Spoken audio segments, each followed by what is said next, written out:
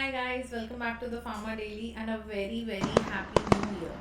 तो आज की वीडियो में हम बात करने वाले हैं कि अपना 2024 का न्यू ईयर का स्टार्ट आप सभी फार्मेसी स्टूडेंट्स किस तरीके से करें और स्टडीज से रिलेटेड क्या न्यू रेजोल्यूशंस आपको लेने चाहिए जिससे कि आपका जो फ्यूचर है, आपका जो सारा कोर्स है, आपकी डिग्री है, उसे बेनिफिट मिले। ओके, तो सबसे पहले I would like to tell you कि जो फार्मेसी स्टूडेंट्स होते हैं जनरली उनके अंदर ना ये डाउट होता है कि फार्मेसी में स्कोप है या स्कोप नहीं है, या टोटल ऑल ओवर कितना स्कोप है बेसिकली, राइट। तो सबसे पहली चीज़ जो आपको न्यू ईयर में करनी चाहिए वो है कि आप बैठ करके फार्मेसी का सारा स्कोप समझिए और ये अंडरस्टैंड करने की कोशिश करिए कि फार्मेसी जो फील्ड है वो कितना इम्पॉर्टेंट है, एज वेल एज कितने डाइवर्स सेक्शंस हैं इसके अंदर, कितने सारी फील्ड्स हैं जहाँ आप जॉब कर सकते हैं। फार्मास्यूटिकल इंडस्ट्री है, एकेडमिक्स है, इसके अलावा कॉरपोरेट फार्मा जॉब से रिलेटेड एक पूरी बड़ी सी इंडस्ट्री है जो आपका वेट कर रही है, आपके ब्राइट फ्यूचर का वेट कर रही है। तो सबसे पहली चीज़ जो आपको इस साल करनी है वो है कि स्कोप समझना। अगर आप first year, second year, third year या इवन फाइनल ईयर के भी स्टूडेंट हैं और अभी भी आपके मन में कुछ डाउट्स हैं कि भाई क्या स्कोप होता है फार्मेसी का, मैं अपनी डिग्री कंप्लीट करने के बाद क्या करने वाला हूँ या करने वाली हूँ, तो you should first of all look at the scope of pharmacy. तो ये है आपका पहला काम जो आपको करना चाहिए। दूसरी चीज़ ये है कि आपको अपने नॉलेज के अंदर थोड़ी सी अपग्रेडेशन लानी चाहिए। और आपका नॉलेज कैसे बढ़ेगा? अगर आप अपने आप को एक ऑथेंटिक फार्मासिस्ट जैसा सोसाइटी के सामने प्रेजेंट करना चाहते हैं कि हाँ भाई अब हमने बी फार्म कर लिया है या हम बी फार्म के स्टूडेंट हैं तो हमें थोड़ी बहुत दवाइयों की नॉलेज होने लगी है, कौन सी दवाई क्या काम करती है, कौन कौन से क्लासिफिकेशंस होते हैं, ये हमें समझ में आता है, तो उसके लिए सबसे ज़्यादा और सबसे इम्पॉर्टेंट काम आपको ये करना चाहिए कि आपको जो हमारी स्मॉल वाली केडीटी आती है उसके अंदर जो ड्रग का क्लासिफिकेशन है, जिसके अंदर सारे ड्रग के नाम लिखे रहते हैं, at least generic names of the drug के बारे में तो पढ़ाई कर ही लेनी चाहिए। और आपको उन क्लासिफिकेशंस को टाइमली, वीकली टाइमली रिवाइज करते रहना चाहिए ताकि धीरे धीरे आपको अलग अलग ड्रग क्लासिफिकेशंस, ड्रग की कैटेगरीज याद होने लगे और साथ ही साथ आपके पास ढेर सारे एग्जाम्पल्स हों। कभी भी अगर आपसे कोई भी आपकी फैमिली मेम्बर में या कोई भी सोसाइटी में कहीं पर भी आपसे पूछता है कि ये दवाई क्या काम करती है, तो आपको as a pharmacist it's your role कि आप सोसाइटी को या फिर किसी भी ह्यूमन पॉपुलेशन में कहीं भी आपसे पूछा जाए कौन सी दवाई क्या काम करती है तो आप बता पाएँ। तो आपकी ऑथेंटिसिटी कैसे बढ़ेगी? जब आप वो क्लासिफिकेशन को रेगुलरली रिवाइज करेंगे, याद करेंगे और सारी ड्रग्स के क्लासिफिकेशन कैटेगरीज को अच्छी तरीके से समझेंगे। ओके, तो ये दूसरा काम आपको करना है अपनी खुद की ऑथेंटिसिटी बढ़ाने के लिए। ड्रग का क्लासिफिकेशन याद भी करना है, उसको बार बार रिवाइज भी करना है ताकि आप भूलें ना। ठीक है। तीसरा काम इस न्यू ईयर में आपको क्या करना चाहिए? आपको अपने कंप्यूटर स्किल्स के ऊपर भी उतना ही ज़्यादा इम्पोर्टेंस देना चाहिए जितना कि आप अपनी फार्मास्यूटिकल स्किल्स को देते हो। हम प्रैक्टिकल्स तो करते हैं गाइज लैब में, है ना, कॉलेज के अंदर हमें सारे प्रैक्टिकल्स कराए जाते हैं जो भी प्रैक्टिकल सब्जेक्ट्स होते हैं उसके अंदर, लेकिन हम कंप्यूटर्स को बहुत कम हाथ लगाते हैं। अगर हाथ लगाते भी हैं लैपटॉप को तो या तो गेमिंग करते हैं या फिर किसी तरीके से कोई पर्टिकुलर सोशल मीडिया वेबसाइट चलाने बैठ जाते हैं। हमें हमारा ज़्यादातर टाइम स्किल्स अपग्रेड करने में, कंप्यूटर स्किल्स अपग्रेड करने में लगाना चाहिए, जैसे कि MS एक्सेल चलाना सीखो।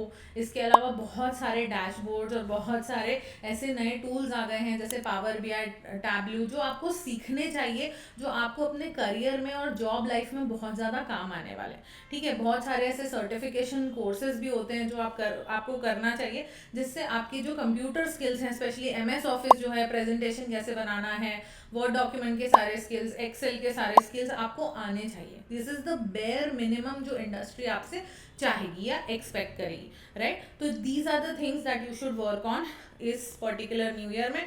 अब चौथी चीज़ के ऊपर चलते हैं गाइस।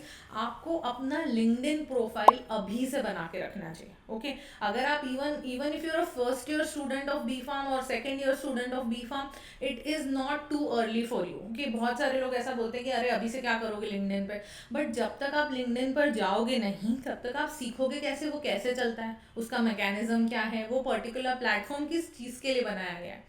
ठीक है। तो आप डिफरेंट लोगों को फॉलो करो, कनेक्शंस बनाना शुरू करो, ढेर सारे न्यूज़ लेटर्स को फॉलो करो, उन्हें रीड करना सीखो, जॉब पोस्टिंग्स को रोज देखा करो, जाके पढ़ा करो कौन सी कंपनीज है फार्मा में जो जॉब दे रही हैं, कितने टाइप के जॉब टाइटल्स होते हैं, कौन से जॉब डिस्क्रिप्शंस या जॉब डेजिग्नेशंस होते हैं, ये सब आप कैसे सीखोगे?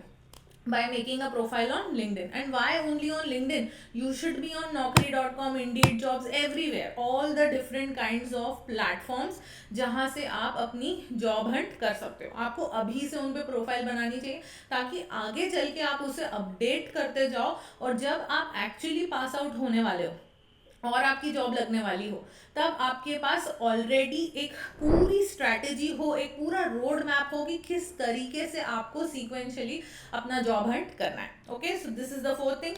अब हम चलते हैं फिफ्थ और सबसे इंपॉर्टेंट चीज की तरफ गाइस, जो कि है certification courses.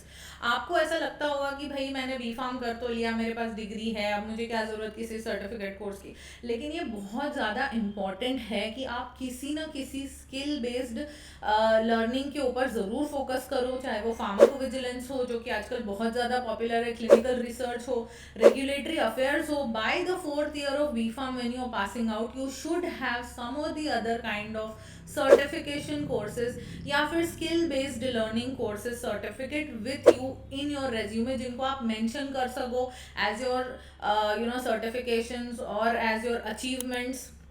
And it is very important कि आप सिर्फ सर्टिफिकेट ना लगाओ रेज्यूमे में, आपको उस पर्टिकुलर स्किल के हिसाब से नॉलेज भी होना चाहिए, प्रैक्टिकल एप्लीकेशन भी आपको आनी चाहिए कि फार्मास्यूटिकल वर्ल्ड में मैंने जो सर्टिफिकेट लगाया अपने रेज्यूमे के अंदर या उसके साथ, उसका मीनिंग क्या है, फार्मास्यूटिकल वर्ल्ड में उसकी एप्लीकेशन क्या है, वो इम्पॉर्टेंट है भी या नहीं है, राइट। तो बहुत बहुत इंपॉर्टेंट है कि आप सर्टिफिकेशंस करो, आप समर इंटर्नशिप्स करो, आप ट्रेनिंग्स लो, जिससे कि आपका रेगुलर नॉलेज जो है वो अपडेट होता रहे। आपके जो सेमेस्टर स्टडीज हैं वो तो इम्पॉर्टेंट होते ही हैं, okay, your semester exams, your theory, your practical exams, everything is important, but these certifications and these courses are also very important, क्योंकि आज के ज़माने में 2024 में आ गए, अब तो हम, मैं ये भी नहीं कह सकती कि हम 2023 में, अब हम 2024 में आ गए हैं, एंड यहाँ पर AI आ चुका है, AI के ढेर सारे टूल्स आ चुके हैं, there is ChatGPT, there are so many tools that are automated and they can do your work just in seconds, okay. तो it is very very necessary कि आप डाइवर्स एजुकेशन के ऊपर फोकस करें, आप बहुत सारे सर्टिफिकेशंस भी पढ़ें, सीखें और गेन करें, ओके।